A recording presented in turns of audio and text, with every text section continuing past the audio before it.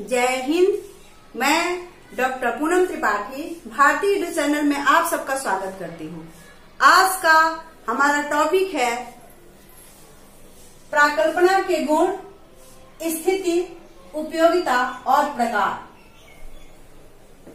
प्राकल्पना के गुण, स्थिति, उपयोगिता और प्रकार, कितने प्रकार के प्राकल्पना है, इस सभी चीजों में विस्तृत में मैं बताने वाली हूँ। जो भी हमारे रिसर्चर या नेट जियारत के विद्यार्थी होंगे उनके लिए सहज रूप से ये प्राकल्पना के विषय में ज्ञातव्य हो जाएगा। मैंने बहुत ही सरल भाषा में यहाँ पर लिखने का प्रयास किया है। इसे आप ध्यान पूर्वक देखें, समझें और हो सके तो इसे नोट भी करते जाएं।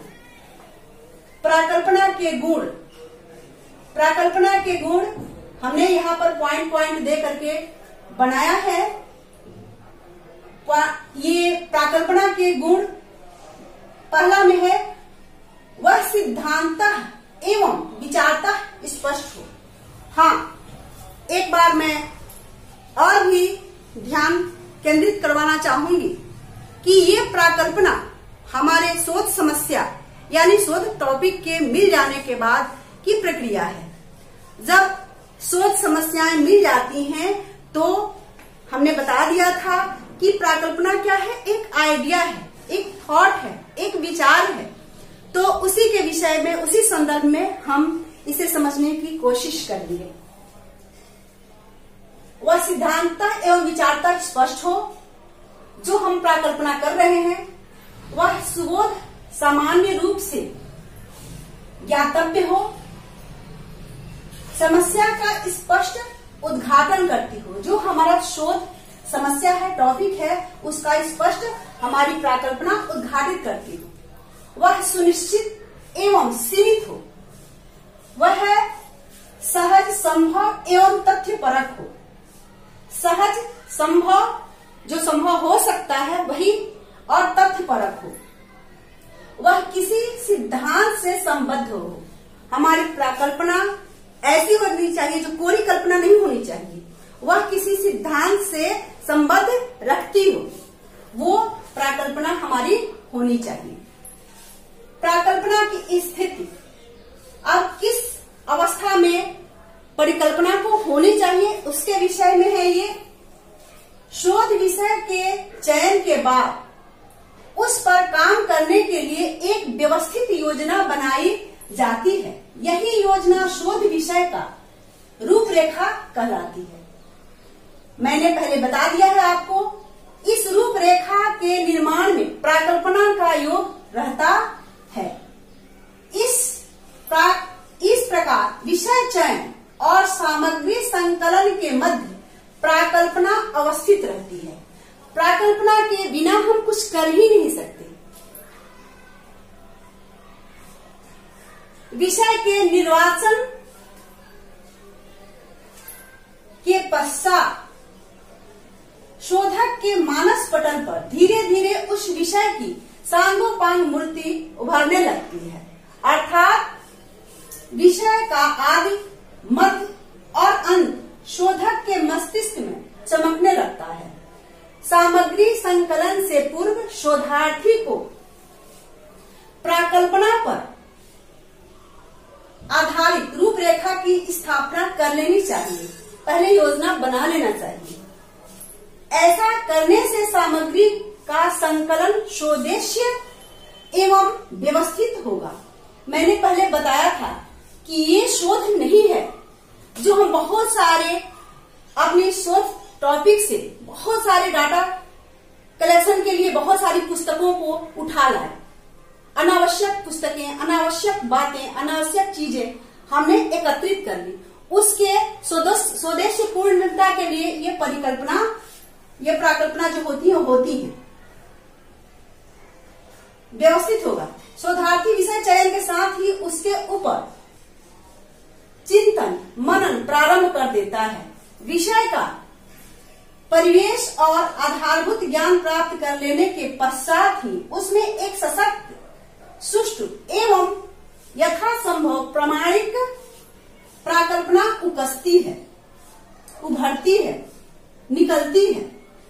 यदि प्राकल्पना में पूर्णतः विवेक, धैर्य एवं सच्ची अनुमान का आश्रय लिया जाए तो वह प्रायः सत्य सिद्ध होगी। यहाँ यह भी स्मरण रहे कि शुद्ध तथ्यान्वेषण प्रधान विषयों में प्राकल्पना आवश्यक नहीं है। उदाहरण स्वरूप किसी महापुरुष के जीवनी में परिकल्पना न संभव है न आवश्यक है। तिथियों में, जन्म तिथियों में या जो चीज पूर्णतः जगत विख्यात है उसमें प्राकल्पना की कोई आवश्यकता नहीं होती। अब आते हैं प्राकल्पना की उपयोगिता पर कि प्राकल्पना की उपयोगिता या महत्व क्या है। पहला में है, इसके निर्माण से शोध की दिशा स्पष्ट एवं दीप्त हो उठती है। इसके कारण शोध में महत्वपूर्ण सामग्री पर ध्यान केंद्रित होता है और अनावश्यक सामग्री के त्याग की तत्परता आ जाती है। जो हम अपने शोध टॉपिक से, जो हमारा टॉपिक होता है, जो हमारी समस्या होती है, समस्याएं होती, उसी समस्या के ऊपर हम जो भी डाटा कलेक्शन करते हैं वो हम निर्धारित कर लेते हैं, उस ओर हमारा ध्यान चला जाता है। और जो हमारे योग्य नहीं है, हमारे टॉपिक के योग्य नहीं है, उसको हम छोड़ देते हैं। ऐसी तत्परता हमें परिकल्पना की वजह से, ये जो प्राकल्पना है इसकी वजह से ही आती है। सहज, सशक्त एवं सार्थक प्राकल्पना के कारण शोध विषय में अनेक मर्मस्पर्शी अर्थ व्यंजनाओं का उद्घाटन होता है और अनेक मानवीय संदर्भ जुड़ जाते हैं। चौथे में है, यह शोध विषय के रूपात्मक गठन के साथ उसके आंतरिक वर्गीकरण एवं निष्कर्षों में भी योगदान देती है। जब हम प्राकल्पना करते हैं तो प्राकल्पना हमारे जो शोध टॉपिक से है, जो हम लिख रहे हैं, वो हमारे विचार को सुस्पष्ट करती है, सुगठनता, उसमें गठनता यानी उसमें वो जो आंतरिक रूप से होता है वो गठित होता है। इसके बाद है पांचवें में, वास्तव में यह शोध विषय में तीव्रता, दिशा एवं विदस्ता के साथ साथ सहज एवं संभव मानव चैतन्य का संचार भी करती है। छठवें में है, यही सत्य होने पर सिद्धांत का रूप भी धारण कर लेती हैं। अतः प्राकल्पना का मूल्य उसके परीक्षण पर निर्भर करता है। यहाँ पर परीक्षण, प्राकल्पना का मूल्य और परीक्षण पर निर्भर, यहाँ हमारे निष्कर्ष से है। जो हम प्राकल्पना करते हैं, हमारा जो प्राकल्पना होता है, हमारा प्राकल्पना ही आगे चल करके जो हम प्राकल्पना बनाते हैं, जो करते हैं, मेरा हाइपोथेसिस होता है, वो हाइपोथेसिस आगे चल करके परीक्षण में जब खड़ा उतरता है, जब हमारा परीक्षण सत्य सिद्ध होता है, तब वो हमारा सिद्धांत या थीसिस बन जाता है। अब हम देखते हैं 7वें नंबर में, अन्य विषय अनुसंधान के अपेक्षा साहित्यिक अनुसंधान में मानव की चेतना, अनुभूतियों के व्यापक भूमिका होने के कारण प्राकल्पना का महत्व इसमें निर्विवाद है। और जो विषय है उसकी अपेक्षा साहित्यिक चिंतन और ही मार्मिक होता है, जिसके वजह से इसमें प्राकल्पना का और ही महत्व दिया जाता है।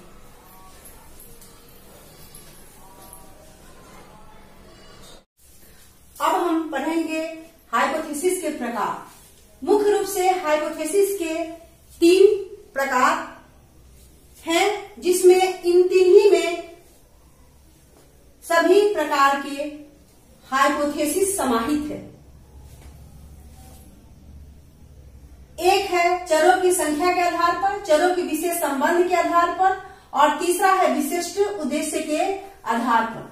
चरों के आधार पर हाइपोथेसिस, साधारण परिकल्पना, सिंपल हाइपोथेसिस, जिसमें चरों की संख्या मात्र 2 होती है और इन्हीं दो चरों के बीच के संबंध का अध्ययन किया जाता है। जैसे मानव समाज में स्त्रियां अधिकतर संवेदनशील होती हैं और जटिल परिकल्पना में है जिसमें चरों की संख्या जिसमें दो से अधिक चर 3-4 भी हो सकते हैं बीच आपसी संबंध का अध्ययन किया जाता है, वह जटिल परिकल्पना है। उदाहरण के लिए मानव समाज में स्त्रियां पुरुषों की अपेक्षा अधिकतर संवेदनशील होती हैं, अर्थात पुरुष कम संवेदनशील होते हैं स्त्रियों की अपेक्षा। इसमें 2 से अधिक चरों की उपस्थिति दिखाई गई है।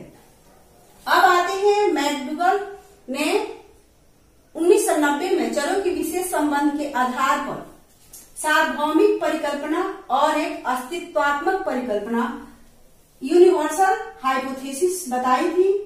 ये ऐसी परिकल्पना जो हर क्षेत्र हर समय व्याप्त हो, अर्थात परिकल्पना का वह स्वरूप जो निहित चरों सभी तरह के मानों के बीच के संबंध को हर परिस्थिति में हर समय बनाए रखे। जैसा कि ये हम शुरू से जानते हैं कि स्त्रियां ये सभी के मानस पटल पर है कि स्त्रियां फिल्म या किसी भी दुखद घटना को देखकर संवेदनशील हो जाती हैं और उनके आंखों से आंसू निकलने लगते हैं। और है अस्तित्वात्मक परिकल्पना, ऐसी परिकल्पना जो सभी व्यक्तियों या परिस्थितियों के लिए नहीं तो कम से कम एक व्यक्ति या परिस्थितियों के लिए निश्चित रूप से सही होती है। संवेदनशीलता में कम से कम ऐसी स्त्री या पुरुष ऐसे होंगे जो कम संवेदनशील या अपेक्षाकृत कम संवेदनशील होते हैं। अक्सर देखा जाता है कि अपवाद स्वरूप स्त्रियों में भी कोई संवेदनहीन पाई जाती है और पुरुषों में भी अत्यधिक संवेदनशील पाए जाते हैं। उनके लिए यहाँ पर बता रहा है विशिष्ट उद्देश्य के